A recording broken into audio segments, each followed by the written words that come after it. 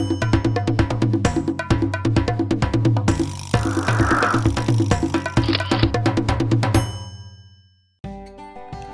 teman Kusuma, kembali lagi ke kelas Kusuma. Sebelumnya kita sudah belajar bilangan real tak nol, pangkat nol, dan bilangan real tak nol, pangkat negatif.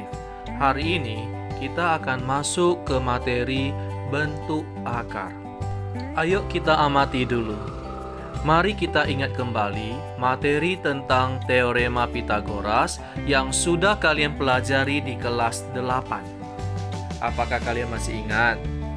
Coba perhatikan dengan seksama langkah-langkah aturan Pythagoras berikut ini. Tentunya aturan Pythagoras ini berlaku pada segitiga siku-siku. Apakah kalian masih ingat rumus umum teorema Pythagoras? Ya, C kuadrat sama dengan A kuadrat ditambah B kuadrat.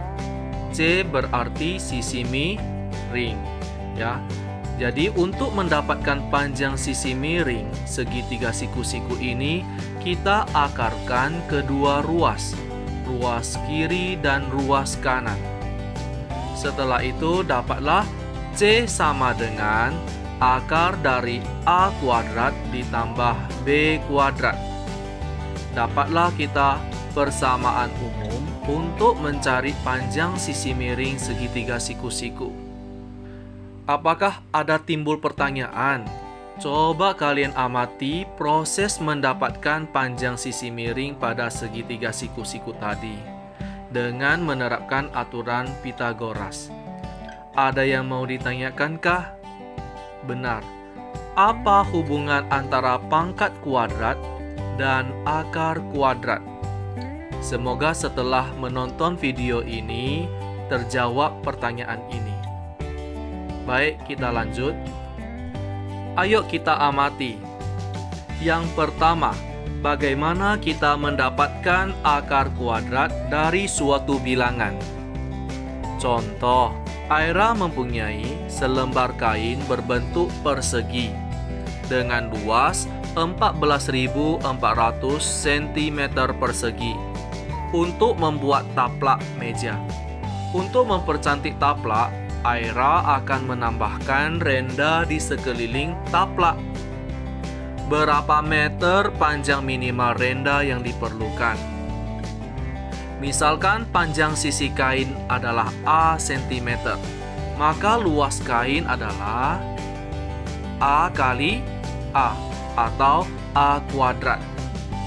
Jadi A kuadrat sama dengan 14.400 cm persegi. A sama dengan akar kuadrat dari 14.400. Dapatlah A sama dengan 120. Sehingga A sama dengan 120. Karena 120 kali 120 adalah 14.400. Atau 120 kuadrat itu sama dengan 14.400. Oke, ini panjang sisi kainnya kita sudah dapat, yaitu 120 cm.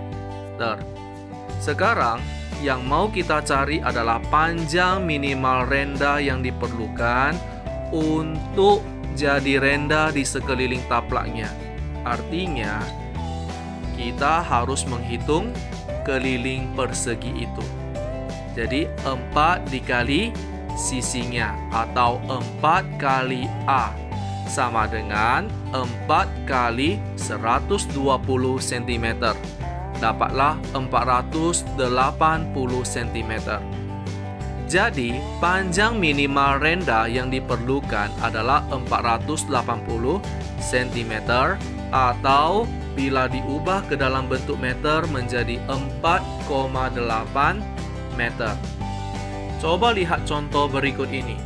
Diskusikan dengan temanmu cara memperkirakan nilai dari akar 5, akar 7, dan akar 200. Gimana kita memperkirakan nilai-nilainya? Misalkan akar 5. Akar 5 itu berarti kira-kira berapa? Jadi akar 5 itu kan terletak di antara akar 4 dengan akar 9. Akar 4 itu adalah 2, akar 9 adalah 3. Artinya akar 5 berkisar di antara 2 sampai 3 atau 2, berapa? 2, lebih sedikit saja karena dia lebih mendekati akar 4. Akar 7. Akar 7 juga terletak di antara akar 4 dengan akar 9. Jadi hasilnya juga 2, lebih. Ya, 2, lebih, tetapi akan lebih mendekati ke 3. Akar 200. Akar 200 adalah berapa, ayo? 14 kali 14. Dapatnya 196. Jadi lebih mendekati 14, lebih berapa? Ya, jadi ini cara memperkirakan nilai dari akar kuadrat yang bukan bilangan bulat. Jadi kita menggunakan perkiraan saja. Contoh lagi, apakah min 6 juga merupakan nilai dari akar 36? Ingat, jika A tidak negatif, maka akar dari A adalah bilangan tidak negatif yang kuadratnya adalah A. Bingung kata-katanya ya? Mari kita lihat yang di bawah ini. Jadi meskipun min 6 kali min 6 itu sama dengan 36, nilai dari akar 36 itu tidak boleh sama dengan min 6. Tetapi akar 36 itu sama dengan 6. Karena nilai akar dari suatu bilangan positif selalu positif. Jadi jika A tidak negatif, akar dari A adalah bilangan yang tidak boleh negatif, yang kuadratnya adalah A.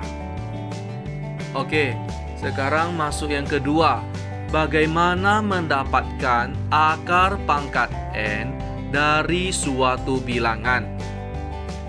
Pada persoalan mencari rusuk suatu kubus, bila volume diketahui, maka kita akan berhadapan dengan bentuk akar pangkat 3. Misalkan diketahui volume suatu kubus adalah 64 cm3. Berapakah panjang rusuk kubus tersebut?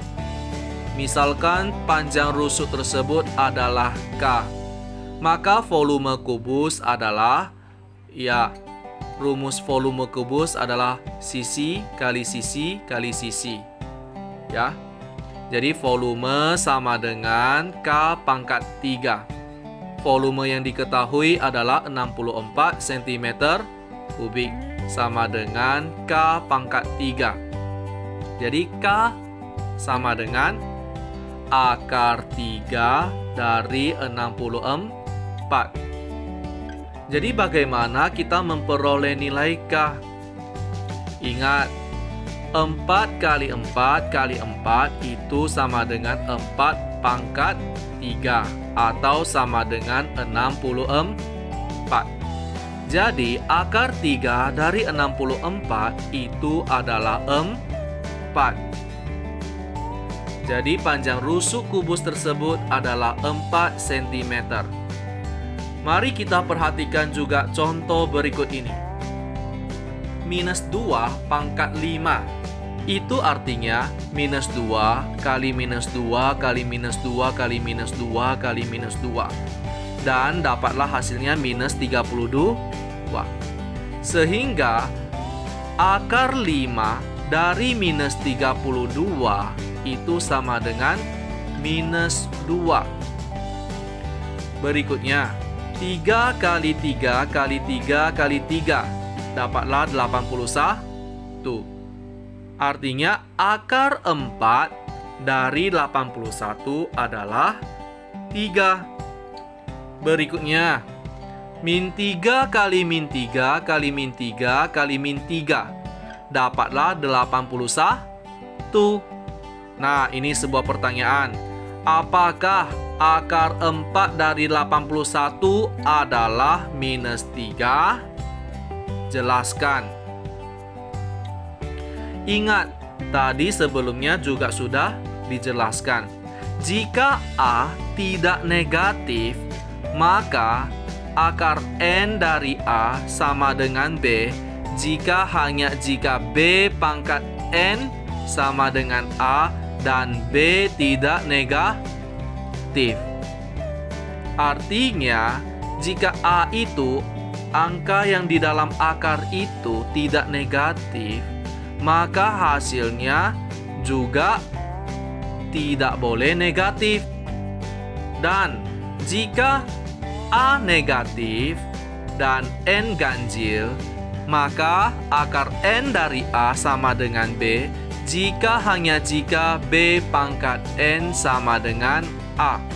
Artinya, jika dalam akar itu adalah negatif dan N-nya ganjil, maka hasilnya baru boleh negatif. Oke, kita lanjut. Bagaimana cara menyederhanakan perkalian bentuk akar? Jika A dan B bilangan positif, maka berlaku ini B akar A tambah C akar A itu adalah B tambah. Karena sama-sama akar A, maka boleh langsung dijumlahkan. B ditambah C, lalu akar A. B akar A kurang C akar A. Karena sama-sama akar A juga boleh dikurangkan langsung. Jadi B kurang C akar A. Akar AB sama dengan akar A kali B. Atau akar A kali akar B. Konsep berikutnya, jika A lebih besar dari 0 dan B lebih besar dari 0, maka berlaku akar A per B sama dengan akar A per akar B. Tapi A dan B-nya harus positif, lebih besar dari 0. Mari kita amati dan lengkapi tabel berikut. Contoh, akar 8. Kalau kita sederhanakan menjadi akar 4 dikali 2. Kemudian kita uraikan lagi menjadi akar 4 kali akar 2. Akar 4 adalah 2 kali akar 2. 2 kali akar 2 boleh dituliskan 2 akar 2. Contoh berikut, akar 45. Ketika kita sederhanakan menjadi akar 9 dikali 5. Atau kita uraikan lagi akar 9 kali akar 5. Dan akar 9 adalah 3 kali akar 5. Atau ditulis 3 akar 5. Akar 0,25. Kita ubah menjadi pecahan dulu. Jadinya akar 25 per 100. Atau kita uraikan menjadi akar 25 per akar 100. Akar 25 adalah 5 dan akar 100 adalah 10. Dapatlah 0,5. Berikutnya, akar 108. Mari kita sederhanakan. Jadinya akar 36 dikali 3. Kita uraikan menjadi akar 36 kali akar 3. Akar 36 adalah 6 kali akar 3 atau 6 akar 3. Akar 147. Kita sederhanakan menjadi akar 49 kali 3. Atau kita uraikan lagi akar 49 kali akar 3. Akar 49 adalah 7 kali akar 3 atau ditulis 7 akar 3. Akar 200. itu kita sederhanakan menjadi 100 kali 2, atau kita uraikan lagi akar 100 kali akar 2, dapatlah 10 akar 2. Akar 14.400 adalah akar 144 dikali dengan 100, atau kita uraikan menjadi akar 144 kali akar 100. Akar 144 adalah 12, akar 100 adalah 10. Jadinya 12 kali 10, 120. Oke, berikutnya. Akar dari 0,0576. Kita ubah dulu menjadi pecahan. Jadinya akar 576 per 10.000. Atau kita uraikan menjadi akar 576 bagi akar 10.000. Akar 576 adalah 24, akar 10.000 adalah 100. Dapatlah 24 per 100 atau 0,24. Apakah sudah cukup paham? Supaya lebih jelas lagi, mari kita amati dan lengkapi tabel berikut. Misalkan akar 12 tambah akar 27. Jadi kita sederhanakan dulu. Akar 12 itu adalah akar 4 dikali 3. Ditambah akar 27 adalah akar 9 kali 3. Kita uraikan akar 4 dikalikan akar 3. Ditambah akar 9 dikali akar 3. Akar 4 adalah 2, 2 kali akar 3. Ditambah akar 9 adalah 3 kali akar 3. Atau 2 akar 3 tambah 3 akar 3.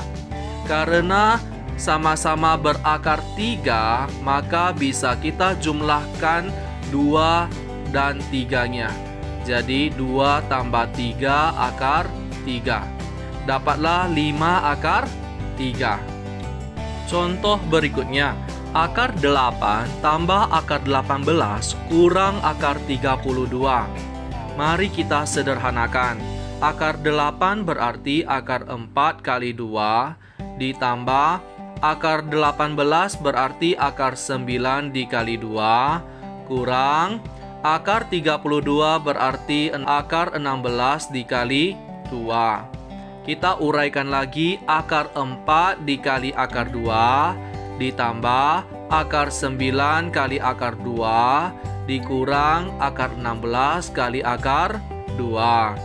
Dapatlah akar 4 adalah 2 kali akar 2, ditambah akar 9 adalah 3 kali akar 2, kurang akar 16 adalah 4 kali akar 2. Atau ditulis 2 akar 2 tambah 3 akar 2 kurang 4 akar 2. Karena sama-sama akar 2, maka bisa langsung kita jumlahkan atau kurangi. Jadilah 2 tambah 3 kurang 4 akar 2. 2 tambah 3, 5 kurang 4, 1. Jadi 1 akar 2 atau ditulis akar 2. Oke, contoh berikutnya biar makin jelas.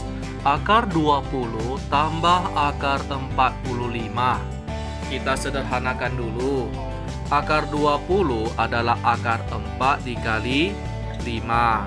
Ditambah akar 45 adalah akar 9 dikali 5.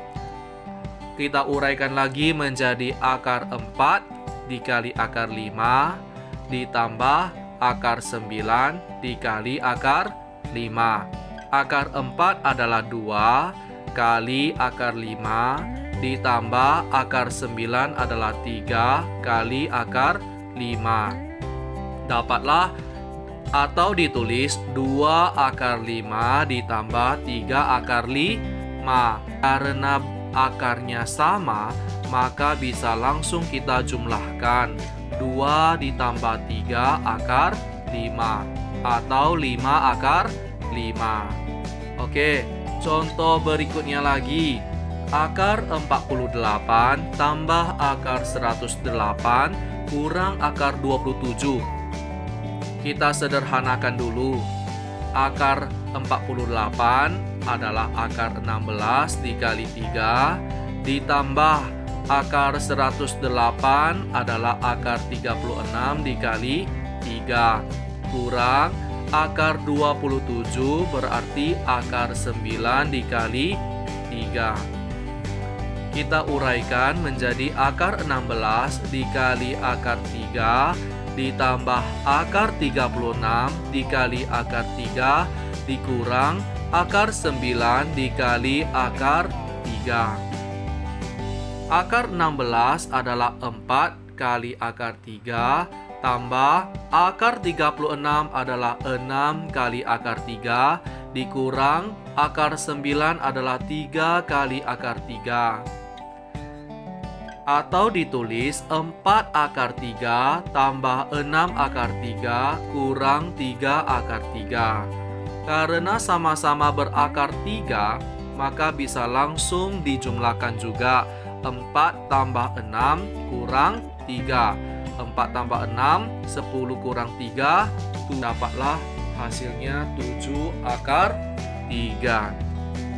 Baik teman-teman Kusuma, hari ini kita sudah mengupas semua materi tentang bentuk akar.